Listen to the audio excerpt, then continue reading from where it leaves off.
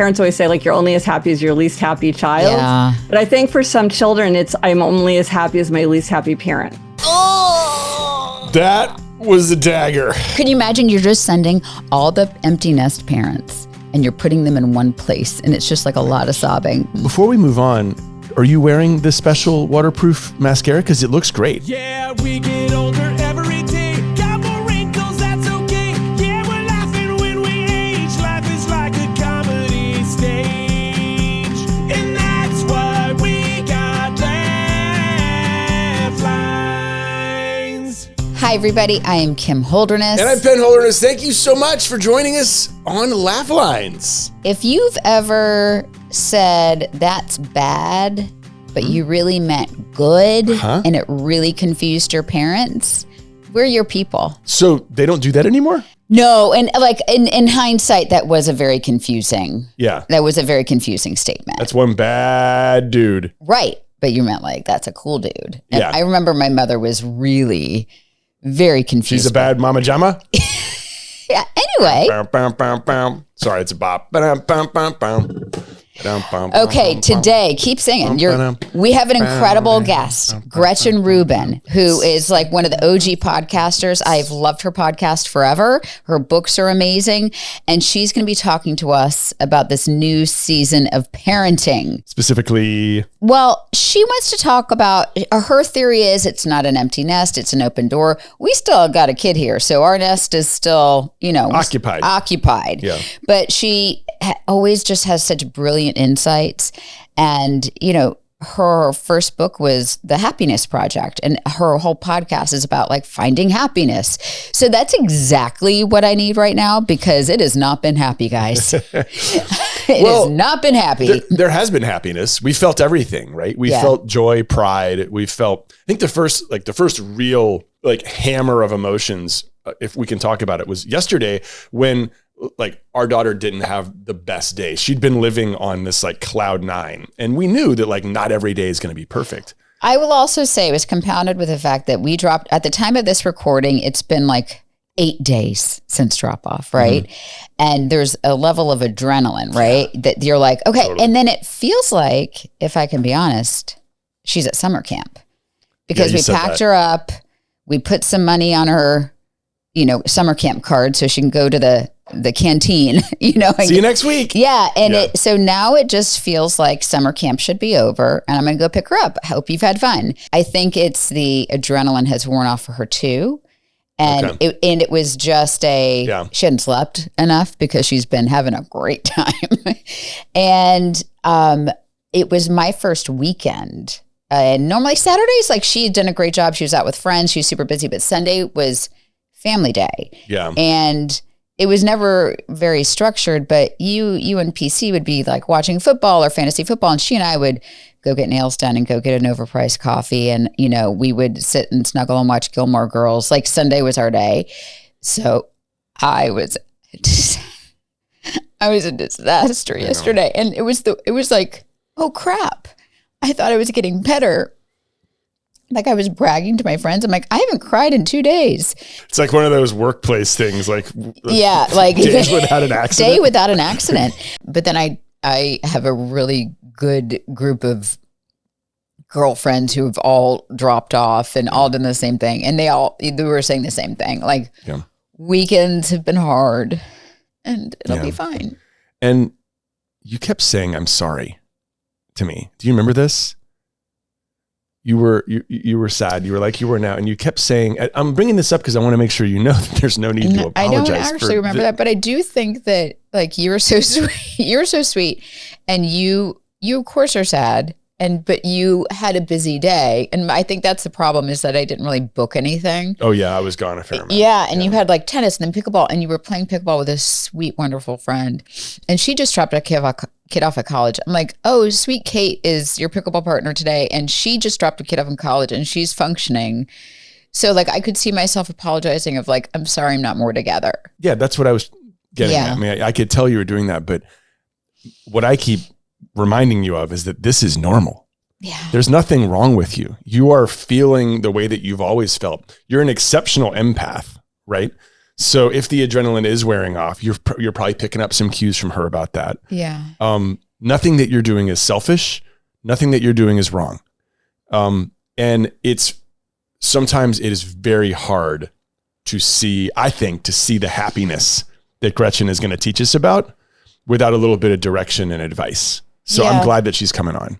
Yeah, but I guess you're right. And I was even texting with this other friend and she's like, no, today's been harder than like the first day. I'm like, okay, so if you just did a drop off and like a weekend is harder, but it has to get better. Yeah. Like it has to get better or nobody would ever send their kids off to college. Does it have to get better? No. You mean for you? For me. Yeah. No, for me. Because I know this is rough. Yeah. So before we move on, are you wearing the special waterproof mascara? Because it looks great. Oh, yeah. No, I'm wearing waterproof mascara. I've learned my lesson, you guys. I don't do a podcast with I don't pod with the other mascara ever. Ever. I mean, you did once. I did once. Yeah. And then I learned my lesson. I just want to say, like, again, I think you're doing great. And I think that like, if you weren't feeling these things, I'd probably be more worried than I am right now. Does that make sense? It's hard, but but PC has been great. And like, he's getting a lot of attention. He's getting all the attention. He is not super thrilled with that, if I can be honest. Hey, congratulations, 15-year-old. Yeah. Not only are we going to be all up your butt about homework and extracurriculars, but you've got 40 driving hours to do. I know. I've just been so stressed about Lola leaving that I have not wanted the additional stress of putting my son in the driver's seat. So he just had very few hours. So now his birthday is in December. So we got to, And he drove this morning. He drives through rush hour on the highway every morning. Like I think he's going to be fine. He's a great driver. He's getting a little confident and getting a little close to the guys in front of him. Like, Dad, I'm fine. I'm like, PC, this is not Super Mario Kart. Yeah, I did. The last time I drove with him, he was getting real willy-nilly with the braking. And I was like... And he has mentioned that the two of us have different I have a lot of sound effects. Yeah, it's like a lot of like, like you've got the JC handle and you're like curled up in a ball. Yes. Before we get to our wonderful guest, Gretchen Rubin, who's going to help me reframe my entire life. And she's going to fix everything for me. We got an email and we got a lovely voicemail. So let's go to the laugh line. Laugh line is the part of the show where everyone will find. Laugh line. You call us up and you tell us what's on your mind. Hey, Tim and Penn. I'm just calling to let you know I love it whenever Penn does his father. It is hilarious and reminds me a little bit of when Howard Stern would do his parents. Never gets old, never is bad. It's always funny, except Penn, when you do it, it's a little bit better. So I just wanted to tell you that. There's a whole lot more I want to tell you, but that's the best I can do today. I also dropped my son off at college. And Kim, everything you're saying hits home times 10. So we are with you, all of us moms, in solidarity. So anyway, thanks, guys. Love you. Can you imagine that times 10, what you're going through? Dear Lord, there's not enough medication to get me through that. It was really sweet though. And I do love it when you impersonate your dad. Every time I ever introduced him to a woman or girl in high school or anyone, including you, I don't even have to be dating them. His line is, "What's a beautiful, lovely, spectacular woman doing with a total piece of like my son?" This is true.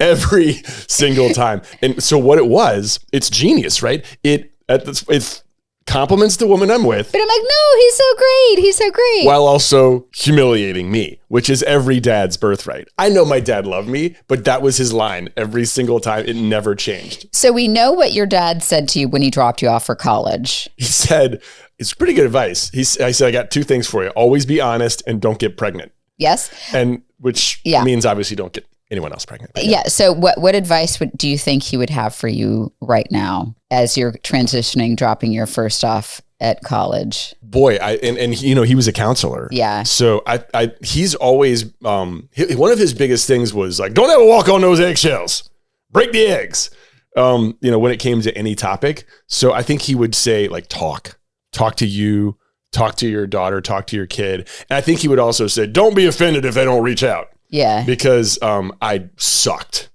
So, I mean, we didn't have cell phones. We had a answering machine, which was broken half the time. I was 80 times worse than Lola at keeping in touch. And I think my parents probably had to build up some resiliency because of that. Lola's been pretty communicative. Amazing at communicating. Yeah. Okay, we got this email from Michelle.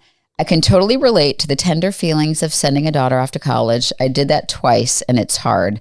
It's wonderful to see the growth of our children, especially as they spread their wings and fly. A couple years ago, I spent the better part of a month sewing an amazing dream coat for a high school production of the musical Joseph and the Amazing Dreamcoat. Isn't it Technicolor Dreamcoat? Yeah, but this one may have been called the Amazing Dreamcoat. Right. As I sewed, I listened to hours and hours of your podcast. Thank you. You kept me entertained while I cut, sewed, and ironed for weeks. She continues, it was a very interesting experience to listen to the podcasts that were produced during COVID. We have come a long way since that time. Our perspective has changed since now we are looking back instead of looking forward to a very unknown future. It was a good history and humanities experience for me. Thank you for all you do. Yeah, COVID was 5 years ago.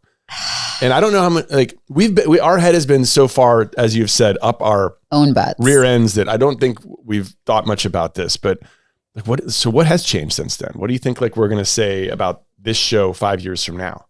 First of all, I forgot that is such a blur, and I'm sure people can identify this with this. That was such a blur of a time. I forgot that we were even podcasting then. I don't remember. I don't know. It was like it was trauma for everyone, right? But I don't actually remember a lot of that time. Oh, the podcasting? Or just in general. I do remember walking into my kids and seeing them study, but I don't remember a lot of it. Yeah, my biggest memory in COVID was just waking up every morning and saying, what song are we doing today? Yeah. Like, that stuck with me a fair amount because we made that decision that for like 2 months almost, we were just going to do tunes to fight gloom, and we just did a different parody every day. And we made the decision that we didn't really care if it was going to be like super well produced. So literally, because I was shooting it, so it was not going to be. It was just in that corner right over there. It was like I kept hitting my head on the ceiling because we didn't have enough space for it. But I also remember like the teamwork that came with that, and because we had to be on like comments pretty much constantly, and we did a lot of live like look-ins at what was going on. And like work-wise, that was, for my ADHD brain, I missed that. Is that a weird thing to say? Like, I missed that part of COVID? Of course. No, I think a really beautiful thing from COVID is it really defined the Holderness family as like, let's make people laugh. Yeah. Let's make them happy. And I think that time really clarified that for y'all. Right. And then after those 2 months were over, Kim like started really like pinging on like the top of the tack, like when it came to like her characters that she started creating, the sort of me and also me characters. And so that was, Anne-Marie always talks about it this way. And I remember this as well too. Like when you became a star on the acting scene, babe. I don't have very clear memories, but I remember in general. What I do remember is like how lovely it was. I mean, it was an awful time. It was an awful time. But to not have to go anywhere. And God, I hated it. I loved that. But in 5 years from now, that question you asked, we will be full empty nesters. I think that we have joked about doing this podcast until they remove the plugs on our lives and on the microphones in the old folks' home. I think we're still doing this, but I really do think there's a travel element to it. We're doing this podcast from somewhere else. I think we'll be forced into travel by the fact that like in 2 years, maybe less, this whole thing will be created by a computer somewhere saying, do a laugh lines with Gretchen Rubin. And they would literally like be able, some computer could hit it and it would look just like that. Do not give my job to AI. I don't want to give anyone's job to anyone. And I would not do this. I'm saying someone else would find a way to do this. They would find a way to deep fake and repeat every single piece of creativity on the internet. And so I do think, to your point, that the value of in-person interactions is going to go way up. So you're saying we're doing this podcast live. We're doing something at live. A strip mall in Florida. Or at a Del Taco. Like, I don't know where we're going to be. But okay. But Sam's like, okay, tacos. Should we bring in let's bring in Gretchen. It's so funny. Every time I look down at her name, I'm like, is it Dr. Rubin? I just feel like she should have she is incredibly impressive. I know. I feel like highly she should educated. be like I've talked to some doctors who are not as doctory. She's as Gretchen Rubin she's a is, badass. but yeah. Okay. Should we read the bio? Yeah, let's say from Dr. Gretchen. Well, she's not a doctor. Doctor? Question is one of today's most influential voices on happiness, habits, and human nature. She's the New York Times bestselling author of The Happiness Project, Better Than Before, and The Four Tendencies, and the host of the award-winning podcast Happier with Gretchen Rubin. Her work has sold millions of copies and has been translated into more than 30 languages, helping people everywhere build happier, healthier, and more productive lives. Recently, she's also been talking about life transitions like the so-called empty nest. Gretchen prefers to think of this stage not as empty, but as an open door, a time of possibility, ongoing connection, and freedom to embrace what's next. She has been featured on Oprah, CBS Mornings, the New York Times, NPR, and now Laugh Lines. You're welcome. Yeah, I know. She is slumming it today. Gretchen lives in New York City with her family, and we are so happy to have her. Welcome, Gretchen. I am so happy to be talking to you both today. Thank you for having me. I've read your books. I've listened to your podcast. I have to say, this morning when I was really, I was feeling my feelings. I'm like, I just need somebody to tell me what to do and how to process this. And I was like, I'm talking to the person who tells you how to do this. So I'm very excited to talk to you. Very good timing. Yeah, no, and I'm excited to talk about this stage of life, right? Because it's so new and can be so overwhelming. Yeah. So you've written about how instead of looking at this as an empty nest, you talk about it as an open door. So you have both of your girls are now out of your apartment, out of your home. Yeah. So how do you frame it? So, the thing about the empty nest is I don't think anybody likes it, because it feels very kind of hollowed out and bereft and kind of like you've been abandoned and left behind. And so I like Open Door because it captures this idea of like hospitality, because children will come and go and the two of you can come and go. Like, well, you still have one at home, but you're a little bit more free to come and go. And that it also captures this idea of like the threshold, right? Because now we're at a new stage of life. And it's also kind of like the manager, it's like, I have an open door policy. Like, I'm here doing my own work. If you need to come by and have my attention, like, I'm here for you, but I'm kind of doing my own thing now and I'm letting you do your own thing. So, and I just feel like it has a more kind of a freshness and a sense of possibility, whereas empty nest just feels like very left behind. What if your open door is farther away than you would like it to be? Meaning your child's far away?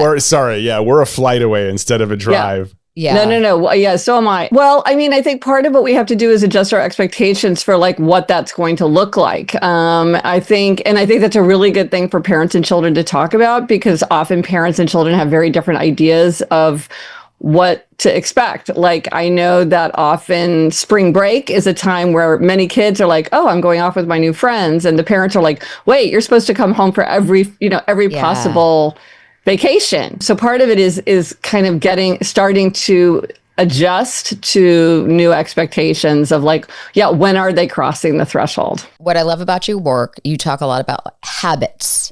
Yes, and happiness. So, and how habits can directly impact your level of happiness. So how did that work really prepare you to launch your girls into the world? Well, part of it is that I just, I always go deeper and deeper into my healthy habits when I'm under stress. So I'm really careful to get enough sleep. I'm really careful to exercise. I'm really careful to connect with my friends and my extended family and my husband. One of the things that I do when I'm very stressed out is I will start to reread books from childhood. And the more stressed out I am, the further back in childhood I go. Oh, wow. Am I reading Anne of Green Gables books? Yes, I am, because I'm going very far back into my own childhood for that sense of reassurance and comfort.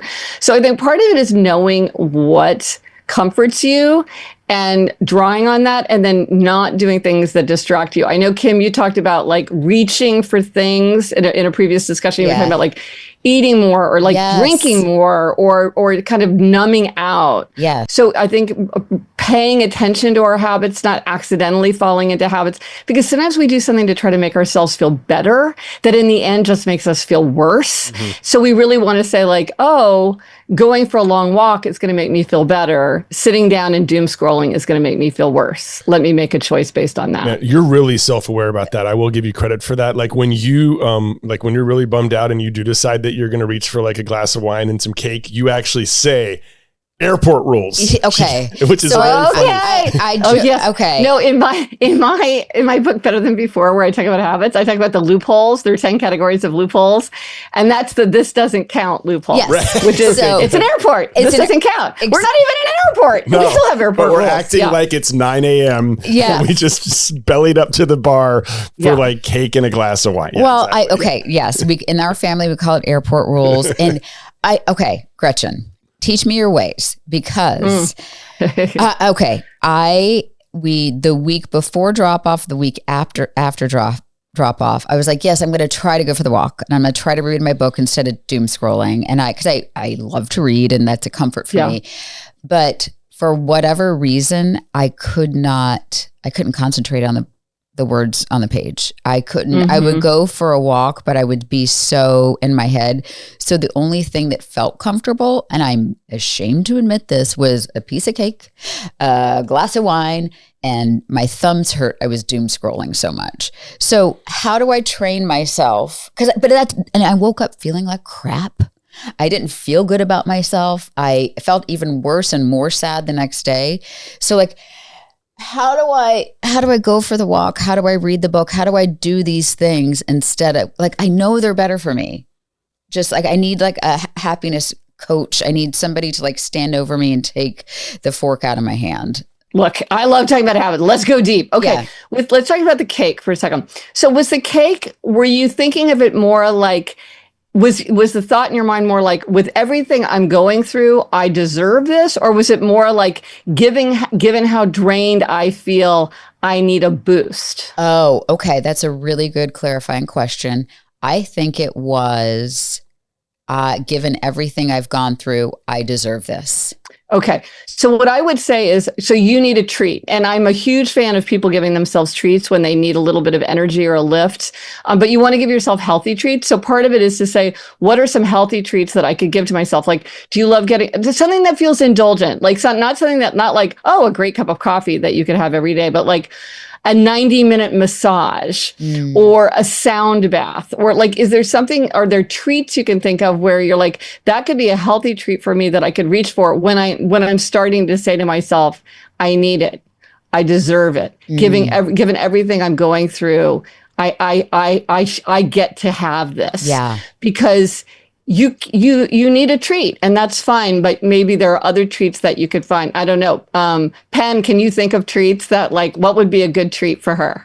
I think she likes massages if they're firm enough. I like a good elbow in the shoulder. Okay, there you go. If they All try to right. hit her with a Swedish massage, she's like, this is not working for me. Okay, right. Okay. I do think like for her, this has been interesting because one treat that she really likes is having a really good friend and going for like a 2-hour walk. She always comes back from that feeling better. But there was actually a period, Gretchen, last week where she didn't even feel comfortable walking with another person because she was feeling so much from that drop off. Am I putting words in your mouth here? No, that's right. That's right. I don't know if many of her, like a ton of her treats involve like hanging out with me because she does that a lot. Sure.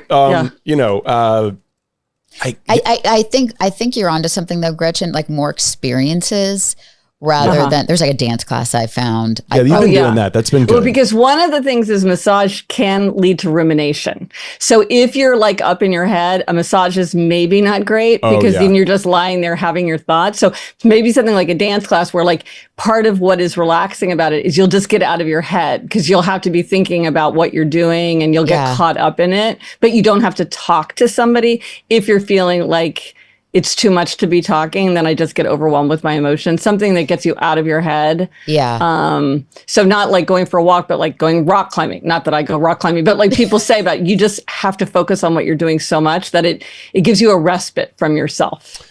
she's definitely an experiential person. I think like we'll go on vacations and there'll be a massage or there'll be a 3-hour hike and she's going to take the hike just about every single time, I think. Okay. So maybe it's looking for that. Maybe you do like an immersive like art exhibit or like something where it'll take a lot of your attention and feel like exciting and relaxing, but you don't have to talk to somebody and you're not going to get caught up in your own thoughts. I love this because obviously I've been upset about other things than just like dropping my kid off at college, but my coping throughout my life, my coping strategies have left me, I think, a little worse than the actual event or whatever, the hard talk with a family member or whatever it was. My coping strategies have always been cake or wine or doom scrolling. And so And the fact is like, there's nothing wrong with those if they don't make you feel worse, because for some people it's like,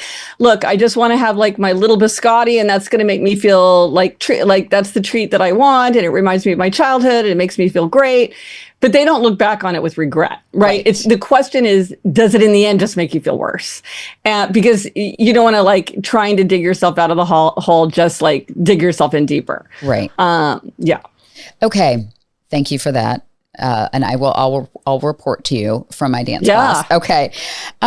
You encourage people. I think the beautiful thing about your work is to kind of add in the rituals into existing structures and traditions. So like, what sort of new rituals, as you have your open door now, what sort of rituals can you, even like a parent sending their kid off to kindergarten, like all these life transitions, can parents really start to incorporate? I am a huge fan of new traditions. Okay, oxymoron, but they have to start sometime. And like marking these transitions can be really great. But I also think that something that happens, at least it happened in our family, is that a lot of traditions kind of didn't work anymore. And that adds to the poignancy of this kind of the changing season of life, which is sort of realizing like, wow, like we have a Halloween gallery where it's all the pictures of all my daughters and their Halloween costumes over the year. And I get it out every Halloween and it's super fun. But I'm like, and now that gallery is closed. I mean, like college Halloween. College Halloween's a lot of fun.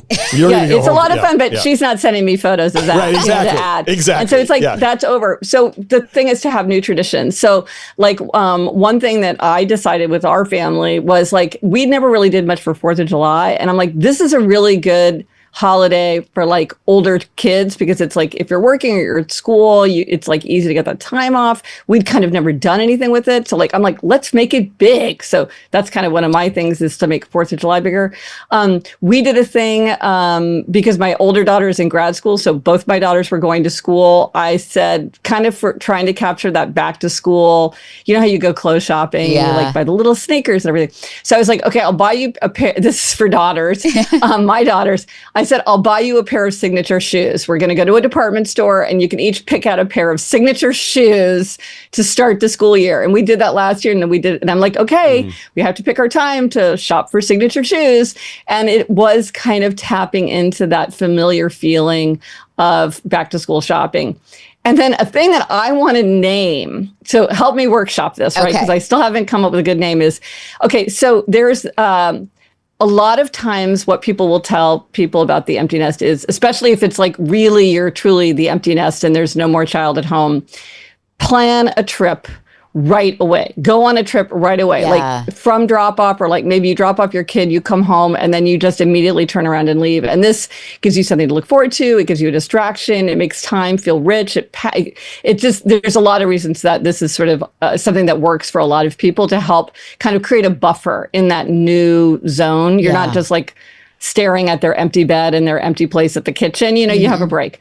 So what is the name of that? Like, we have the baby moon, we have the push present, we have Galentine's Day. Like, what is the name for that trip? The crying cruise. No, but okay, well, I feel like that's a little bit okay. Okay. No, sorry, that's just something.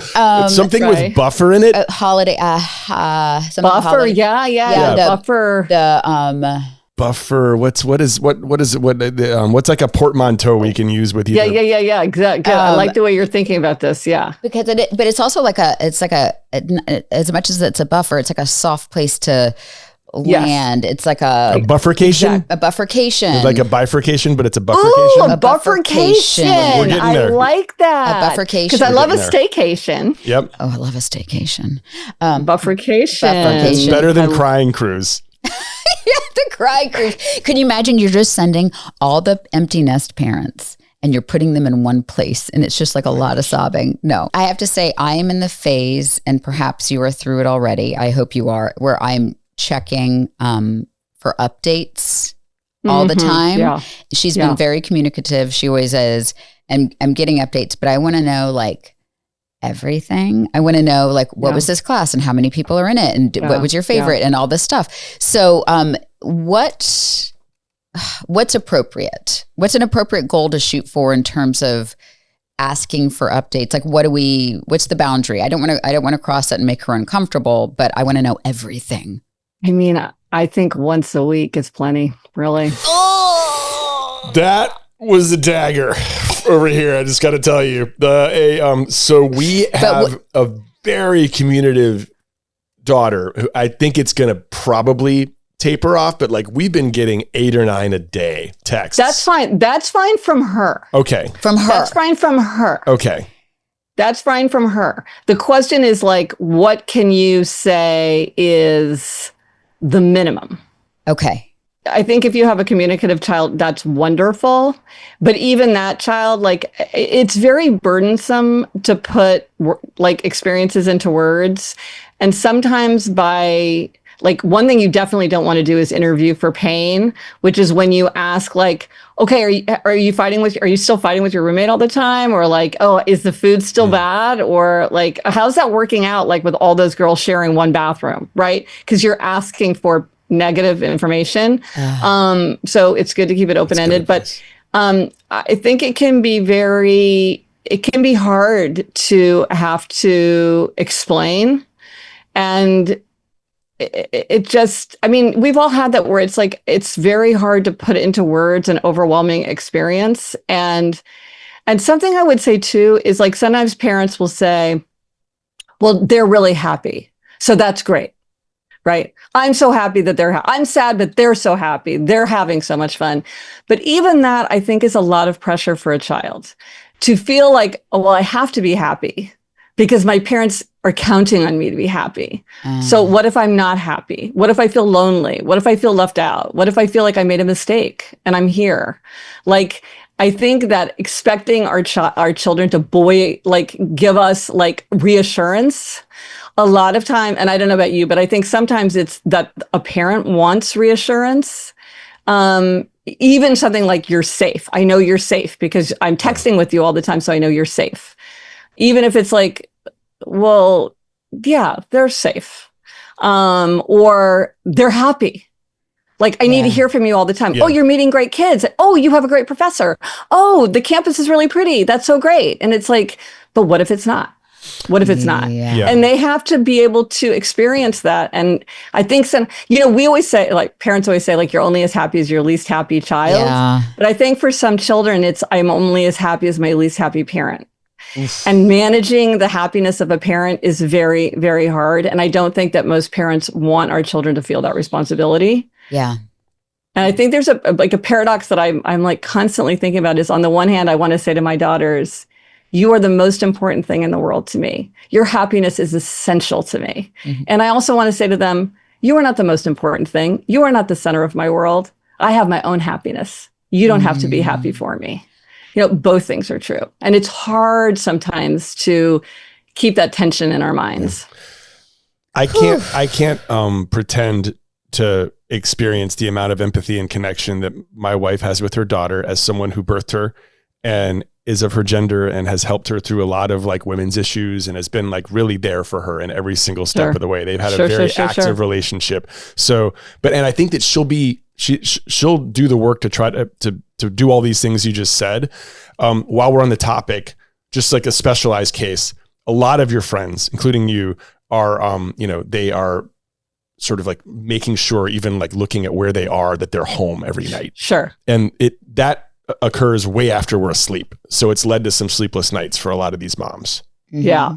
Sure. Like Find the- my and Yeah. So like the 360. tracking, I think, Yeah. personally, I think it's just because it's so new, right? Yeah. Yeah. So I think that even for me, because I was like, oh, she's so responsible. Like I'm like, Yeah. of course she's getting to her class on time. But I'd be like, okay, has she left? Is she going to get coffee? Like I was, the first couple days I was like, It's fun. It's fun to follow. yeah, it's fun to follow Yeah. along, but I have not let her know. So she doesn't listen to our podcast, so we're fine. Okay. But that's okay. Well, if you thought your daughter wouldn't like it if she knew, that's maybe tells you something. Yeah. Yeah. And again, like the first week or so, okay, Yeah. fine. But then I think you have to start saying like, okay, I need to let them have an independent experience and I need to turn to myself. I need to think about my own experience. You know, we should think as much about our own experiences as we're thinking about their experiences. There it is. Like you're doing your dorm room. What about your house? You're thinking about like what classes they're taking. What class are you taking? You know, like you're worrying about what time they're going to bed. Like you go out and go to a party, you know? Yeah. And so Yeah. we have worked really hard, but I still think we fell into the trap. Parenthood becomes a lot of people's primary identity. Oh, 100%. Yes. I'm so glad you mentioned this. Yes. And so we had those conversations. Like we wanted, you know, we have each other, we have work we love, we have all these Yes. other things. I always try to get hobbies, but still, and yet it is such a huge part of your life you can't ignore. Sure. So like yes. how do people reinvent this at this point in life, you know? I think this is one of the greatest challenges that people have. And it's true that even if you have a flourishing career and tons of friends and lots of hobbies, it is still for people their most important identity. And it's, you know, people will often say things like, I feel like I'm being fired from the best job I ever had, or like, I don't know who I am anymore. And so I think it is something really important to think about. Like one of the things to think about is, are there identities from the past that you've let go of for what, because of parenthood or for one reason or another that you could now reclaim, like I'm a fly fisherman, or I'm a cellist, or I'm fluent in French, or whatever it is, or there are identities that you can go deeper into, like things that you're doing now, but that you could take to a different level. Like I've always been an amateur bird watcher, but now I'm like going to take it really seriously, and I'm going to get a great set of binoculars, and I'm going to start traveling to like look at birds, and I'm going to keep my journal and do I don't even know what bird watchers do, all the things that they do. That sounds like that's what they do. Yeah. Yes. And like blow and like make it into a thing and make it a way to have adventures and meet new people and learn new skills and like, you know, or sometimes we have to like find a new identity. And that's harder, where you're like trying to figure out, well, what would that new identity be? And you know, what is it that you want? And so you can ask yourself questions like, what would my ideal day look like? Or 5 years from now, what would my fantasy life look like? Not my fantasy life, but like my ideal life look like? What might it include? And you know, what things have I always wanted to explore, but I never really had time for? Now is the time to begin to pursue those with this new time and energy. If someone wanted to start their own happiness project, first of all, if you can explain What that is. the happiness project, but if somebody wanted to start one, what advice do you have to give? But first, start by explaining the happiness project. So when I did my happiness project, I decided like I would spend a year working on my happiness, and I divided the year into 12 categories, and that I thought would make me happier. Things like work and energy and family and marriage. And then for in each category, I gave myself a handful of concrete, manageable resolutions that would help me do a better job in that area of my life to see if it would make me happier. And spoiler alert, yes, it did make me happier. And I've been studying happiness ever since, because it was so exciting, like to try all these things and see that they did make me happier. And I think, like, if I were going to say to somebody else, I would say pick a few things that you think like this could really move the needle for me, and think of 3 or 4 resolutions, practical, manageable things that you could do as part of your ordinary life, things that don't take a lot of extra time, energy, or money, which most people don't have a lot of extra time, energy, or money. And try to incorporate them into your life. So, and if I had to choose like 2 areas to suggest, I would suggest these 2. First is your own body, which goes to energy. Everything is easier when we have energy. And our physical experience will always color our emotional experience. This is why something like staying up late to monitor your kids can be really bad, because if you're not getting enough sleep, that's going to make the rest of your life, you're just going to feel so much more emotional. You're going to feel so much more volatile. You're going to feel drained and overwhelmed so much more easily, just because you're not getting enough sleep, and sleep is so important. So anything related to exercise, sleep, making sure that you're like eating, you're not letting yourself get too hungry. You're not eating a ton of junk food that makes you feel lousy, like really focusing on your body, and even like your physical surroundings. Like for a lot of people, creating outer order creates inner calm. And when my daughter left, I went on this huge clutter clearing thing at our apartment because it just made me feel better to like get everything organized. It was a way that I just dealt with my feelings. Not her room though. I was under like very strict. She knew that about me. So she was like, do not touch anything in my room. You cannot clutter clear in my room. So one is your own body. And then the other is relationships. And this is just, ancient philosophers and contemporary scientists agree that the most important thing for our happiness is strong relationships. So something like you mentioned, like some open door parents coming together once a month, that is a great idea because it's a group. So it's a lot of people. You're maybe meeting new people or making stronger connections with people that you sort of knew but didn't know before. You can look forward to it.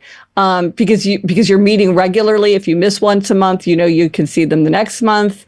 You can go and have adventures and do new things together. So maybe you're now like, oh, well, we used to have monthly dinner parties when we were first married, but we haven't done that in years. Now we're going to get back to it. Or, my husband and I, he really likes to eat at a bar. And I really like to eat early.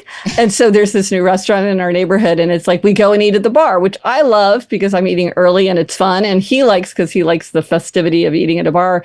And it's sort of a new kind of way for us to connect as a couple that is new to us. Yeah. And so it feels like a new addition to our relationship. So things related to your body and things related to relationships. I love that. I'm glad you brought up your husband. I also love eating at a bar, and you love eating early. Yeah, this might actually work festive. out well. Yes. Yeah. Why is it festive? Why is it festive to eat at a bar? I do not know. Because you can, to me, the bartender's right there. It feels like a special occasion. It feels like special treatment almost because they're like right next to you.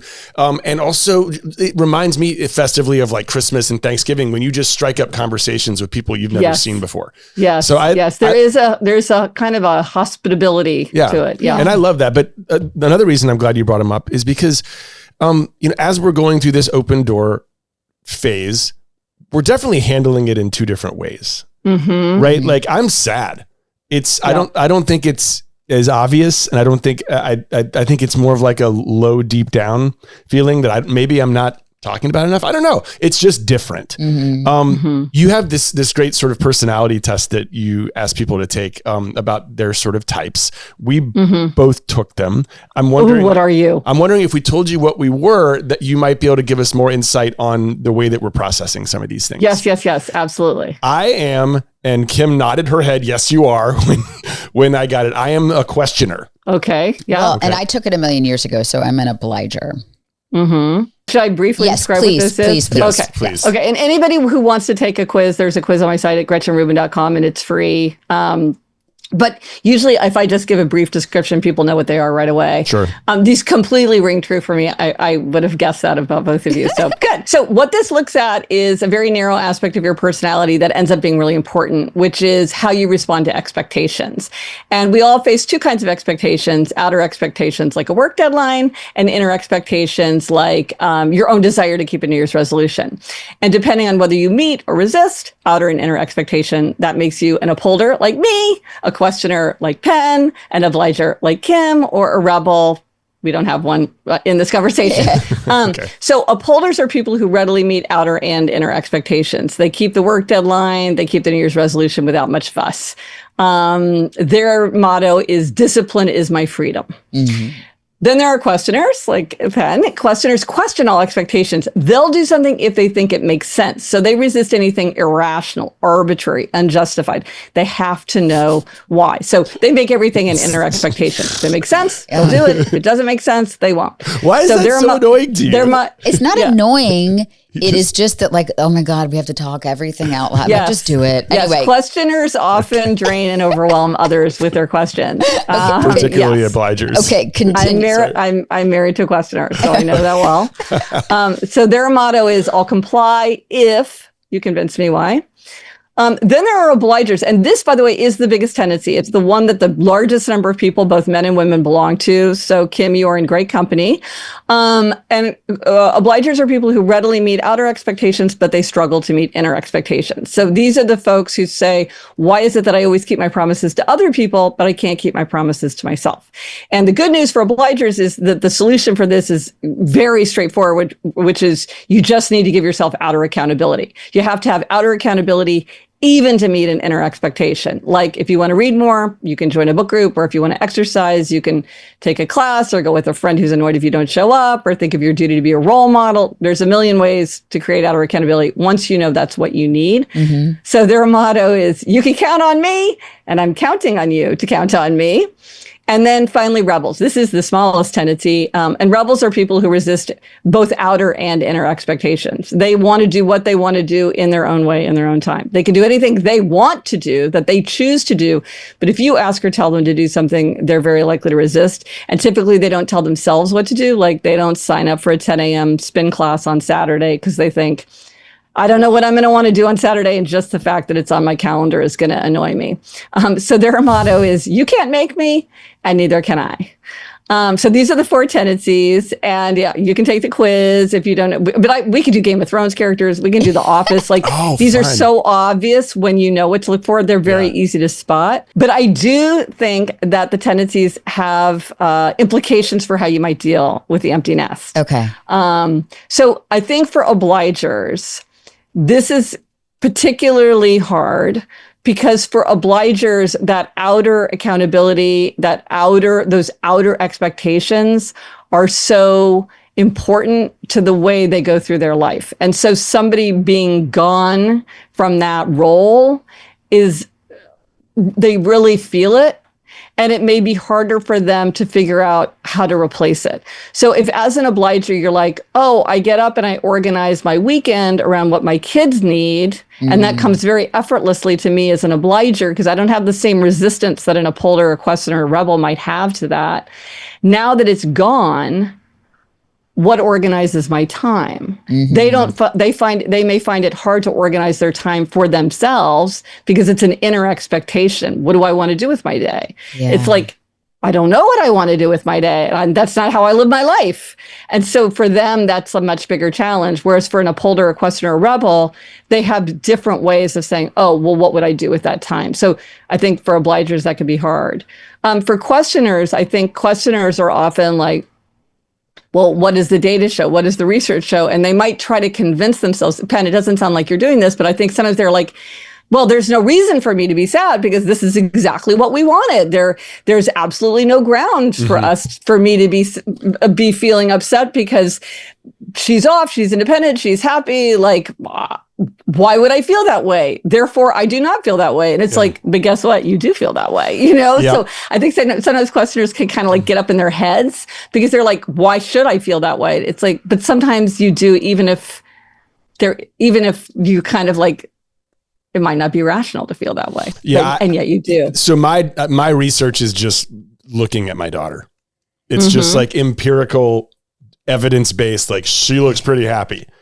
So, and yes, to that point, like as soon as sadness tries to creep in, I think that I say to myself and even outwardly, like, what am I doing?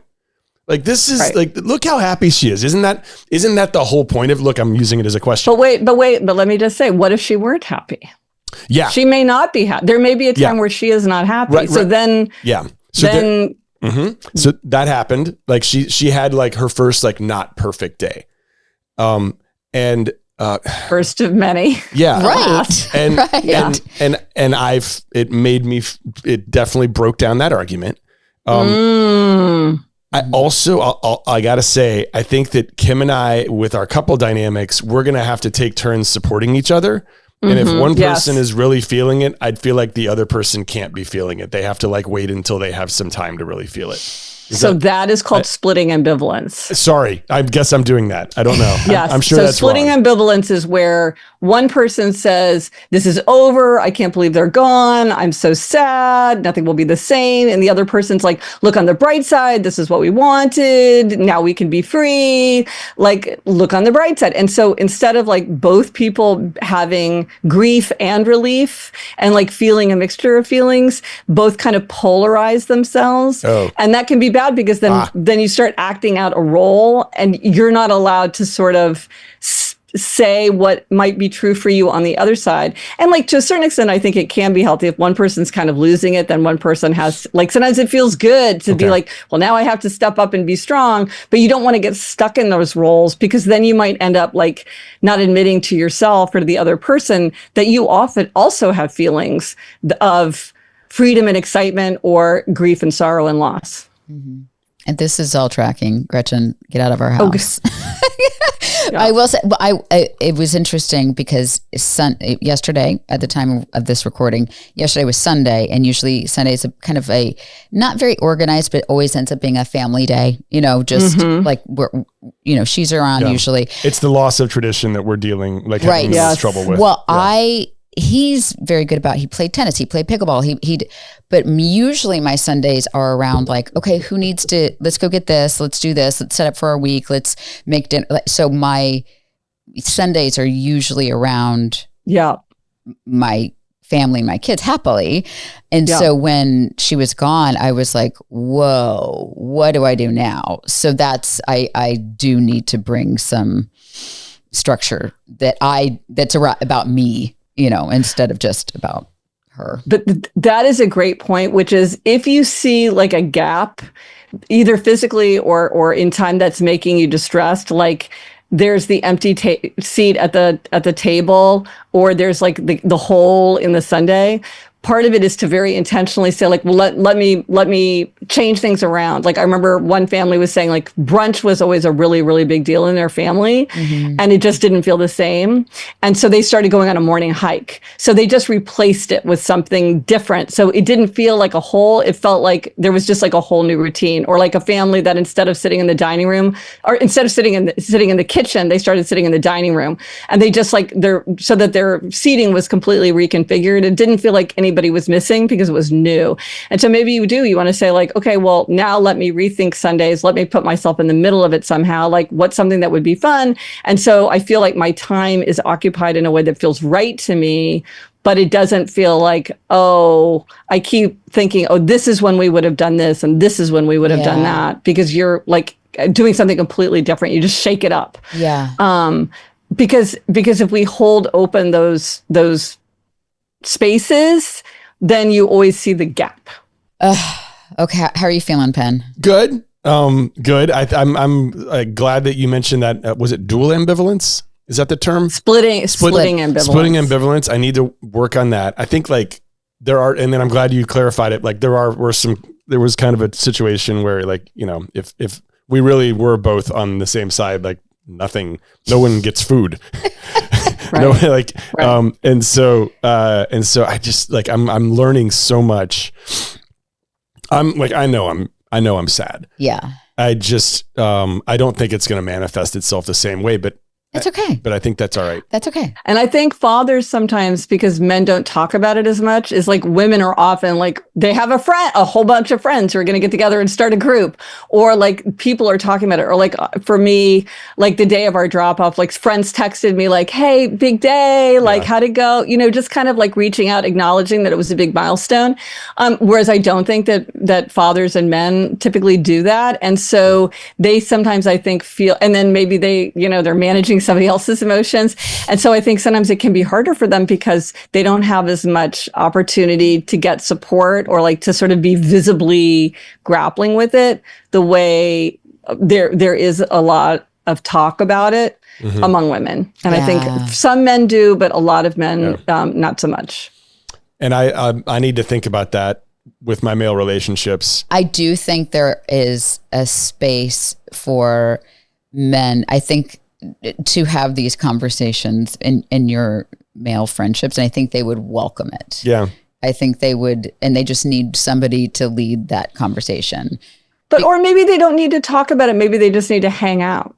Yeah. You know? Yeah. They just need to like do something together. Yeah. To feel connected. Well, Like, I've got a boys trip with some empty nesters coming up in a couple of weeks. So you do? Not empty nesters, but like first drop-offs. Oh, first drop-offs. Yeah, Got it. First drop-offs. We're calling those first drop-offs.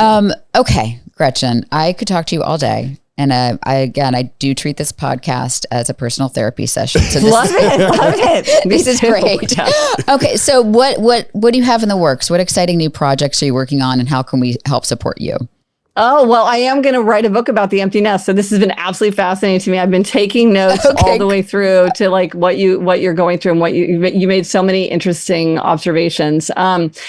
Yeah, so I'm working on that. I just had a book called Secrets of Adulthood that came out, which is all just kind of like one line Secrets of Adulthood, which I basically did. I started doing it for my daughters. It's like all the lessons that I learned with time and experience, the hard way that I wanted to give to them. But then I'm like, I need these just as much as they do. I don't know about you, but I keep learning the same lessons over and over. Yes. It's like, yeah, working is one of the most dangerous forms of procrastination. I mean, or something that can happen at any time often happens at no time. I think about that constantly. So that was my most recent project. And then I have a podcast, Happier with Gretchen Rubin, and I have a newsletter, 5 Things Making Me Happy, which is a super fun newsletter that I get to do every week. So, and I'm on social media and all the places. I love to hear insights and observations and resources. I feel like the world is my research assistant. So if anybody has any thoughts, observations, books to read about the empty nest, send them my way. We need to find some sort of AI where we can just put her in our pocket and pull her out. A Gretchen Rubin AI bot. Yeah. An AI bot. Gretchen, or you can just call me. Just call me. I love talking about so this stuff. This is great. Thank you so much for doing this. This has been so helpful for me, and I hope it's helpful for people listening, no matter the stage. I mean, it's very dramatic dropping a kid off to kindergarten. It's there's so many different. No. We say goodbye to our children many times, and I just did my second drop off, and I was like, how's it going to be the second time? It's like it happens over and over and over in our life as parents. It gets better? ? Easier? No, it does. Okay. It does. It gets normal faster. Time is a big thing with this. I think it's like anything. It's like, give it time. You guys are still in the very first throws. Yeah. Give it time. You're so great. It's always a sign of a good podcast when Kim ends it with. Good. I like that. She just did that. So that means it was a good one. You can always tell. There's just a lot to think about. Yep. There's a lot to think about. So thank you so much. It was so nice to meet you and to get to talk to you in person. So after hearing your voice in my ears in the podcast for so many years. So thank you. Well, it's ditto. Thank you. There it is again. No. Another sigh. I have read Gretchen Rubin's work, and I've listened to her podcast for so many years. So I was a little starstruck. But you know what I love about her and her work is I do believe there is such value in just naming what it is. Yeah. And just by using the language to understand what you're feeling, for me, is so freeing. And now that I know, oh, okay, this is why Sunday was so hard. Here's the plan I need to do. She was great. I like the way that she shifts a lot of the narrative to the positive without it being toxic. Yeah. Like it just kind of being real. Like there are some things that you can do, but also like feel free to be happy. Yeah. Permission to be happy. Yeah. So she was great. I have no notes. This is my not sponsored and hashtag not sponsored squirrel feeders. Yes. If you like squirrels, you can also give them a treat or two. And, you won't just be complaining about how they're stealing all your bird seed. So talk to me about this. So by the way, our not sponsored segments are things that we love and that are not sponsored. Mm-hmm. You are saying you are loving a squirrel feeder, a squirrel setup. I'm seeing here in our notes that there are squirrel picnic tables you can build. Yep. Well, let's start with a doctor's endorsement. Dr. Lauren Benedict, who came on the show to talk about birds. An endorsement. Dr. Benedict says, I heard the recent episode where Penn asked if they make squirrel feeders to go along with bird feeders. You can definitely put squirrel feeders out with your bird feeders and space them apart to keep both groups happy. Okay, so do you think the squirrels are reading the squirrel sign? Because all I know is the squirrels just got really into our bird feeder. Like, how are they going to know? I'm not going to be mad if the birds go to the squirrel feeders thing. Let's put it that way. She also, by the way, Doc said that she just dropped her oldest kid off at college and is distracting herself with birds. That's like been a big part of what she's doing. What a healthy way to distract herself. Yeah. Or with squirrel feeders. Okay. There's a squirrel picnic table, y'all. Throw that video up. If you're watching us on YouTube, this is an actual squirrel picnic kit advertisement that Michelle found. This was in Mystic, Connecticut, which I believe is where the pizza thing comes from. Mystic Pizza. Yeah, I'm pretty sure. Thought that she should be aware of it. Yes, there are squirrel feeders, and they're even in the shape of little picnic tables. Look at that thing. Okay. There is a Canadian family from Regina, Saskatchewan. Regina? Oh, you're right. I just made it a vagina. Sorry. Okay, try it again. Is it? Wait. No, it's Regina. Don't say Regina. Sure? Okay, sorry. Please start again. Sorry. Are we sure? I'm questioning this. We are looking at how to pronounce the name of the capital city of the Saskatchewan province of Canada. Do not say Regina, but rather Regina. Let's freaking go! Let's freaking go. I had a feeling it was the right pronunciation. No way. Okay. Okay.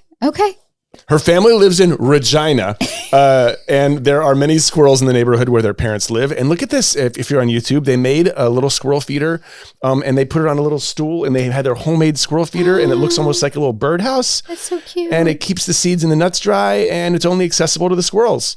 So look at that. Thanks, Marieka. Marieka. I'm not going to get that one right, but thank you so much. Thank you. And I'm so sorry about what just happened because I totally respect the name of your city, town, and province. Guys, thanks for joining us on Laugh Lines. Kim, would you like to, would this be a good happiness project for you to read the credits? No, I was hoping you would do it in French. Oh my God. Yes. Can I get a translator? I'm going to make my husband read the credits in French. Laugh Lines est écrit et produit par Kim Holderness, Penn Holderness et Amélie Tapki avec une musique originale de Penn Holderness. L'émission est filmée, montée et produite en direct par Sam Allen et animée par Acast. Comme toujours, n'hésitez pas à nous écrire à podcast à The Holderness podcast at theholdernessfamily.com ou à nous laisser un message vocal à 64-929. À bientôt sur Laugh Line.